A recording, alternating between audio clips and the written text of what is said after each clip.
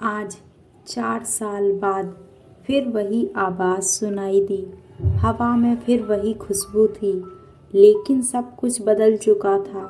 उसे देख ऐसा लगा मानो जिंदगी मुझसे बोल रही है, तू अभी जिंदा है, तू अब भी ख्वाब देख सकता है, तू अकेला नहीं है अब। लेकिन फिर भी मन में कहीं डर था कि कहीं ये सपना तो नहीं जो आँख खुले ही टूट जाएगा।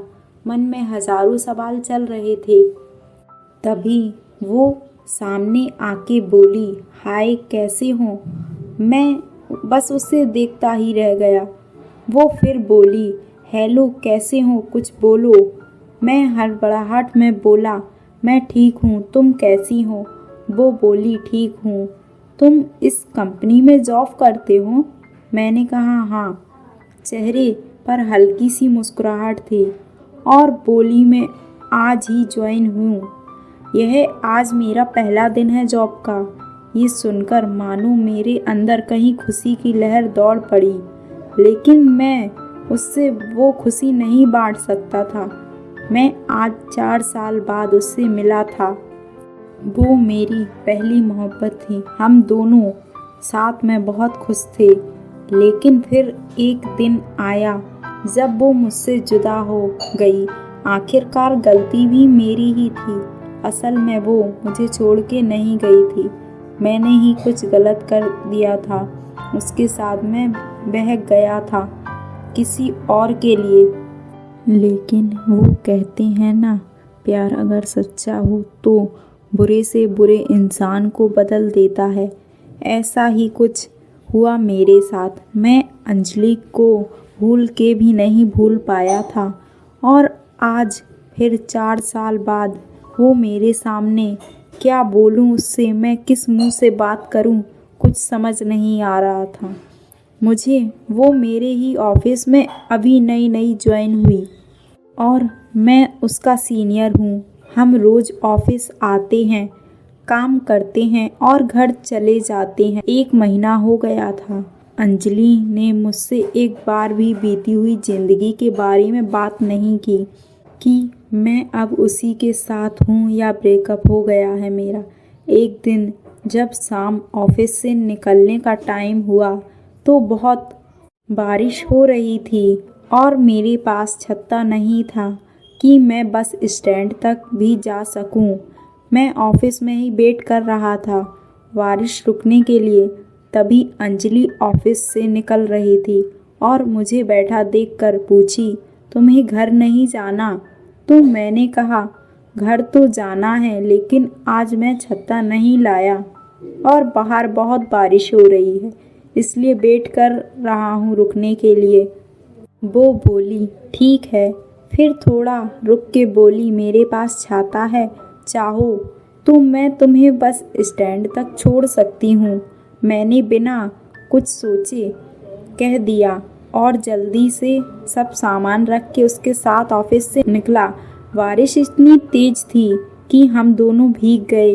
बस स्टैंड आते आते और बारिश की वजह से काफ़ी लेट हो रही थी। बस हम दोनों के बीच शांति थी। ना मैं कुछ बोल रहा था, ना वो कुछ बोल रही थी। फिर मैंने ही हिम्मत जुटाकर पूछ लिया, क्या तुम्हारी शादी हो गई। वो हंस पड़ी और बोली, नहीं। ये सुनकर मेरे दिल को खुशी हुई, बता नहीं सकता था। फिर कुछ देर बाद वो मुझसे पूछी, तुम्हारी हो गई। मैंने कहा, नहीं।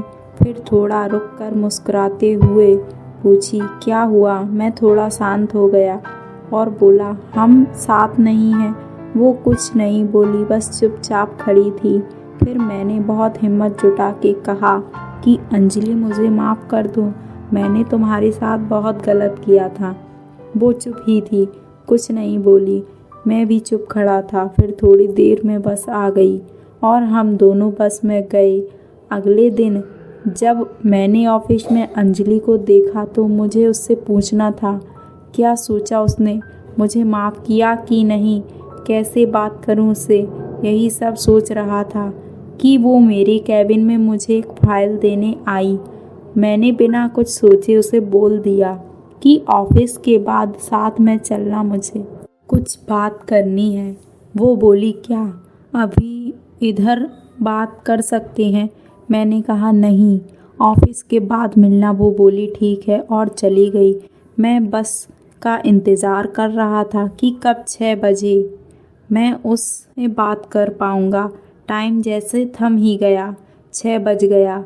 सब एक एक करके निकल रहे थे ऑफिस में। फिर आखिर में मैं निकला और साथ में अंजलि भी थी। वो रुकी हुई थी मेरे लिए। आज फिर हम साथ बस स्टैंड और रास्ते में मैंने उससे पूछा कि कल का जवाब नहीं दिया तुमने।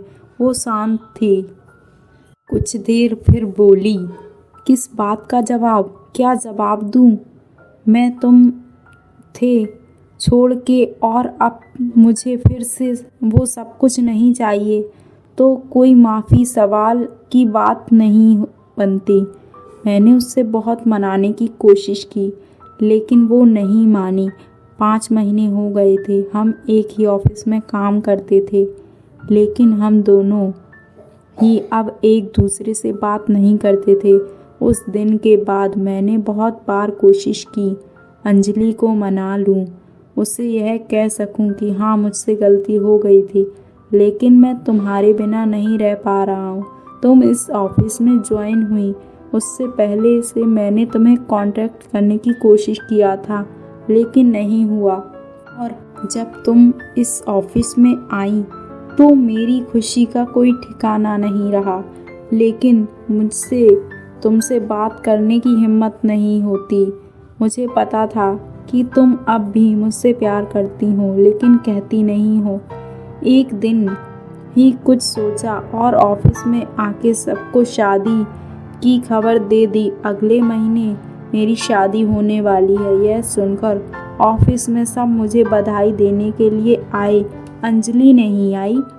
शाम को मैं खुद उसके पास गया और पूछा कि तुम्हें खुशी नहीं हो रही कि मेरी शादी होने वाली है? वो बोली, क्यों नहीं, मैं बहुत खुश हूँ कि तुम शादी करने जा रहे हो, एक नई ज़िंदगी की शुरुआत करने जा रहे हो। फिर मैंने पूछा, तुम मुझे बधाई देने क्यों नहीं आई? जब सब लोग आए थे ऑफिस के तो बोली, मुझे बहुत काम था, मैं बिज़ी थी। मैंने कहा ठीक है और वहाँ से चला गया। 2 दिन बाद रात को अंजलि का मैसेज आया कि क्या तुम सच में शादी कर रहे हो अगले महीने? मैंने कहा हाँ। अगले दिन अंजलि ऑफिस नहीं आई थी। मैं सोच में रह गया, वो क्यों नहीं आई। फिर क्या अपने कलिंग को फ़ोन को कहा कि अंजलि को फ़ोन करके पूछे कि वो ऑफिस क्यों नहीं आई। उसने फ़ोन किया तो पता चला कि उसे बहुत तेज़ बुखार है, वो घर पर अकेली है। मैं तभी ऑफिस से निकल गया। उसके घर जाने के लिए रास्ते में मैंने फ़ोन कर उसके घर का पता पूछा और जितनी जल्दी हो सके वहाँ पहुँचा। वहाँ जाकर देखा तो वो अकेली थी और उसे बहुत ठंड लग रही थी, कंबल में सोई हुई थी। मैं जल्दी से उठाकर अस्पताल ले गया। शाम तक उसका बुखार ठीक हुआ तो डॉक्टर ने उससे मिलने की इजाज़त दी। मैं उसके पास बैठा था, वो सो रही थी। मैंने उसका हाथ अपने हाथ में लिया, फिर धीरे से उसकी आँख खुली। वो मुझे ही बस देखे जा रही थी। मैंने धीरे से बोला कि नहीं है मेरी शादी, अगले महीने मैं नहीं कर रहा हूँ। ये सुनकर वो रोने लगी। मेरी भी आँख में आंसू आ गए। मैंने उसे गले लगा लिया। हम दोनों एक दूसरे को पकड़कर बहुत रोए। फिर हम वहाँ से घर गए और हमेशा एक दूसरे के साथ रहने का प्रॉमिस किया।